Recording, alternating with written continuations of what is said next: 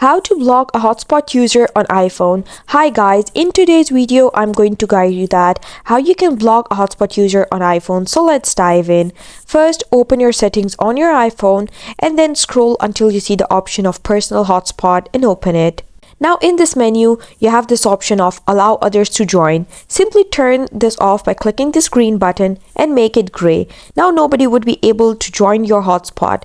But if you want to specifically block one person from using your hotspot, just turn it back on and then choose this Wi-Fi password over here. Click this arrow. And now you have to just click this cross over here and choose a new password that you want to set.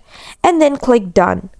Now you can share this new password with only the friend that you want to share your hotspot with, and do not share it with the person that you want to block. And that's a process that you can follow to do so. I hope you found the process easy and liked my video. And if you did, please don't forget to like and subscribe my channel. Thank you very much. See you again.